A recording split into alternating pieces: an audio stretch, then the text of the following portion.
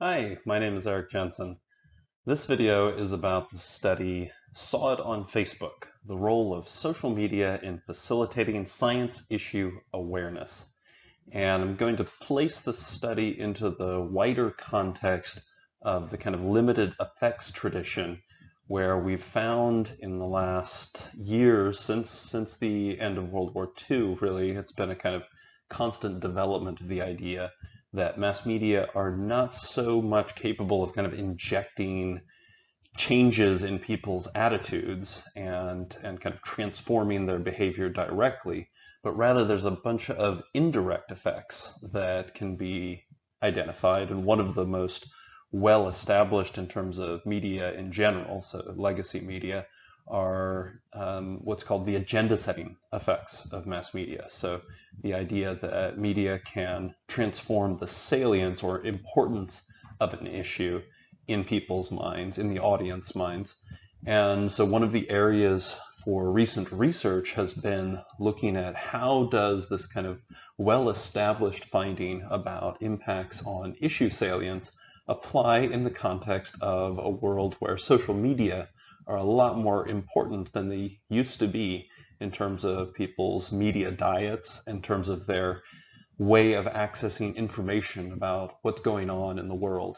And so in the current context, the scientific issues are a key part of this picture, and that will be the main focus in this study and the kind of analysis of the study that you'll see in this video.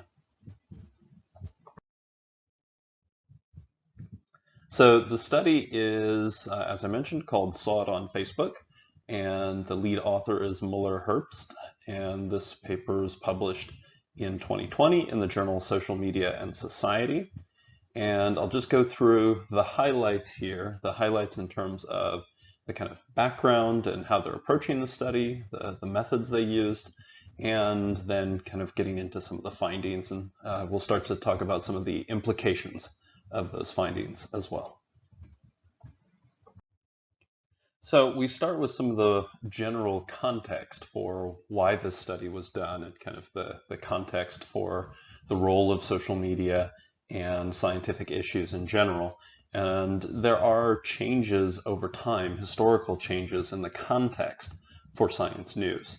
So the nature of science systems has become more diverse, more differentiated, where there are greater specialization to an increasing extent. There's also an increasing pace of innovation as the number of research institutions and researchers expands globally. The pace of innovation is getting faster and faster. And there's also wider applicability to the science and innovation that develops. Our lives are increasingly defined by scientific developments and technical developments that find their way into our lives through personal devices that we use, social media, smart devices in the home. There's all kinds of innovations that permeate our lives to an increasing extent living in this context in the 21st century. And we can see that kind of made more salient, more clear in the context of the pandemic, where the role of scientific development and innovation is central, where even our ability to know whether we have this virus is colored by the scientific developments and the technological innovations around testing. So at many levels, the issues of science and technology are becoming increasingly important and also increasingly challenging to kind of keep our arms around it, because it's more complex, it's more differentiated, and it's more global. So traditionally, Publix have relied on legacy media to keep up on science news, however imperfectly that would be for most members of the general public. But there are challenges in this approach under the current context.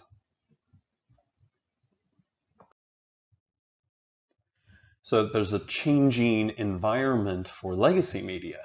There's been big cutbacks in at science news desks. So the number of science journalists, the number of journalists who can dig into the detail of a scientific news story has reduced, just as traditional journalism in general has suffered major cuts, major losses in terms of personnel and in terms of the funding that would support those personnel.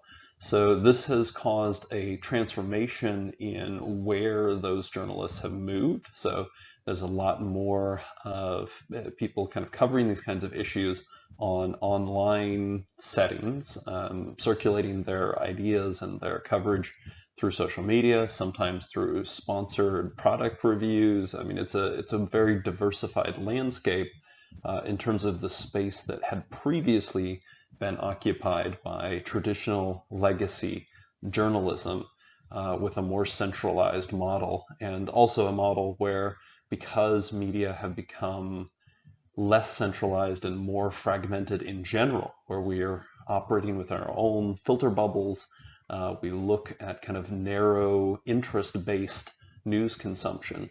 This has transformed the nature of issue salience as well. So instead of there being a few major news sources that could influence the salience of scientific issues, it's now a much more differentiated landscape. And so that means that you can get a lot of differentiated effects where people are encountering different sources of news based on their personal interests, based on their preferences, based on their social networks, based on what are the cultural norms in terms of which media platforms are available and widely used in their given country and context. So all of these things play into the kind of evolving context for science news and science news audiences. So in this context, it's important to understand how people are getting their science news these days, and how do issues kind of get onto the public agenda in terms of scientific topics. So I'll briefly summarize the methods that were used in this particular study called Saw It on Facebook. So in this particular study, there was a focus on awareness of gene editing as one scientific topic. So this was a study conducted pre-pandemic, and in it, the research was conducted with a representative survey study. So 1,600 US adults and a response rate of about 42%.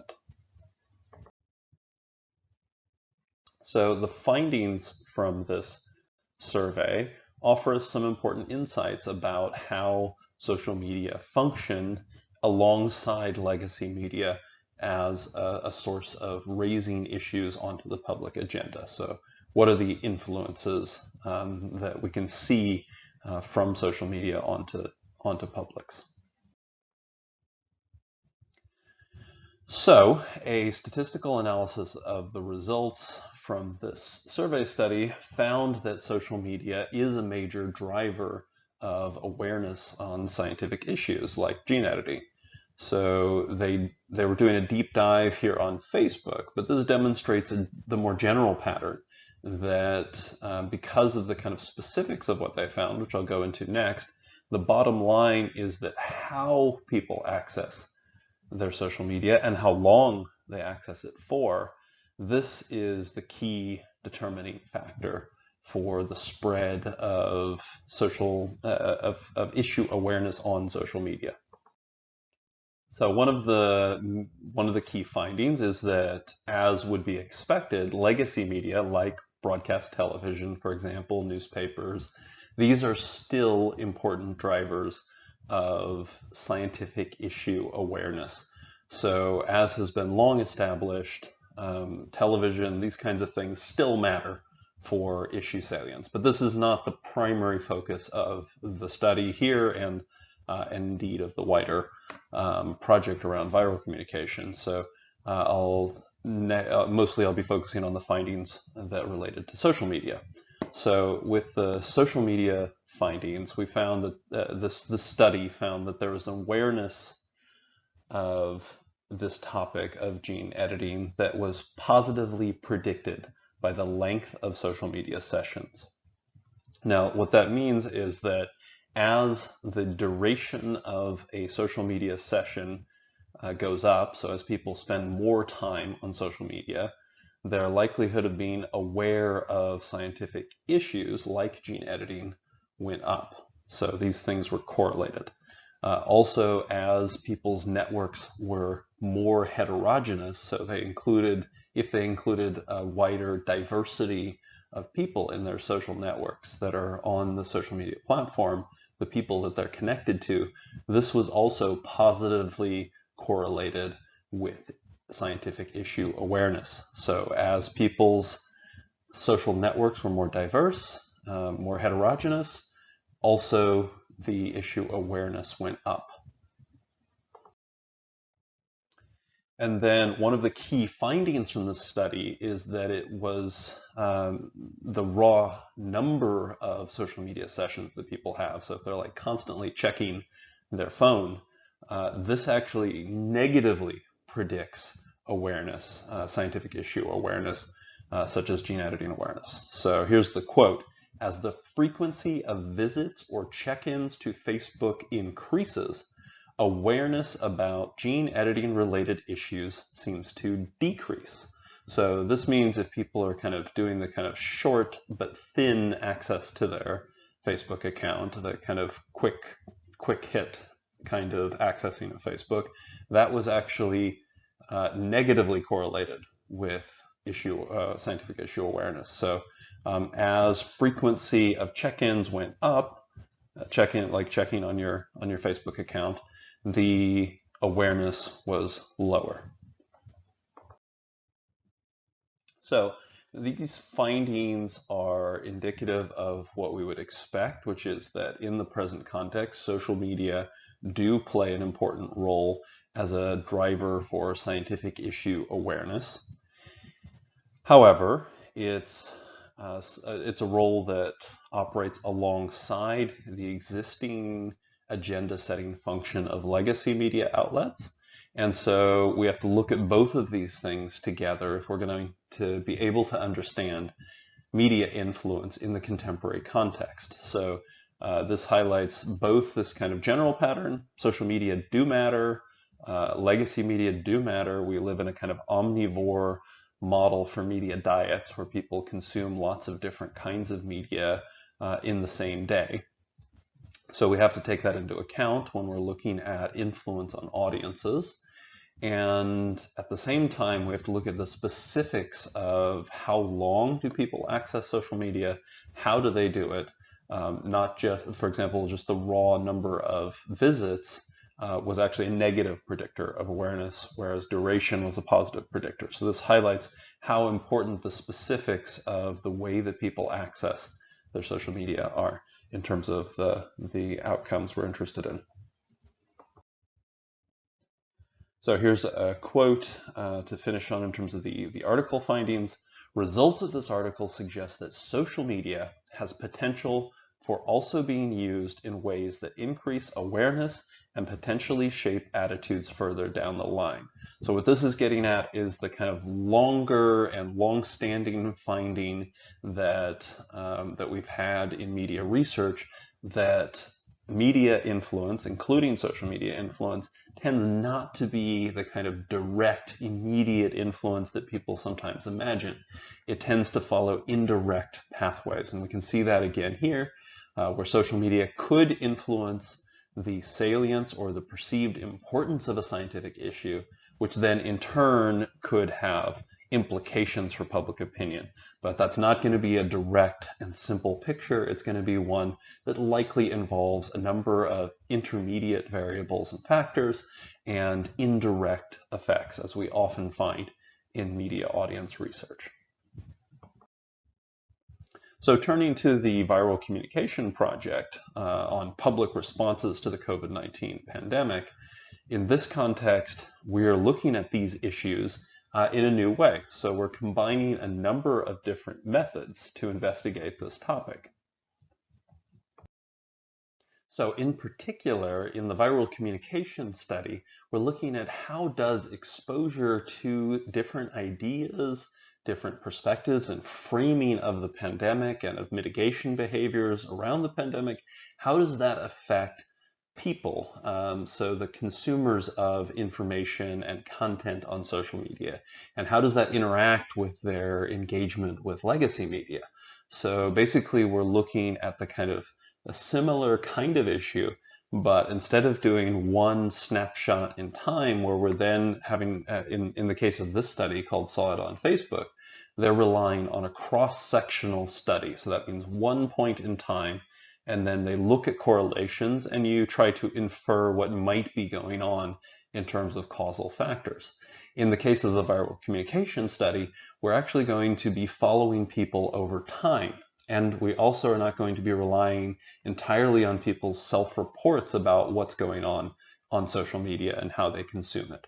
So we will be looking at people's social media feeds directly in the study.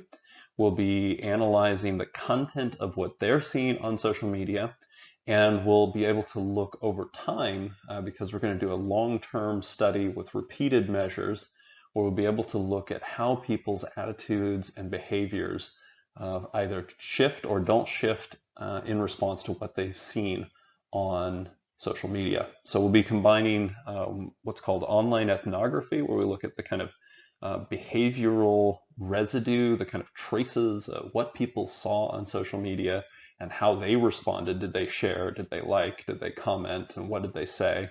So that dimension, plus a repeated measures survey study, tracking change over time in attitudes, behaviors, and self-reported responses to content on social media.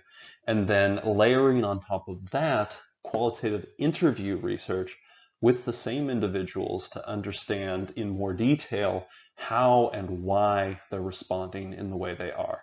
So we're combining multiple methods of data collection and then analyzing those using both qualitative and quantitative methods to get a really in-depth and longitudinal perspective on what kind of impacts do social media have on people's scientific attitudes, interests, behaviors, in a context like this pandemic, so in a public health crisis.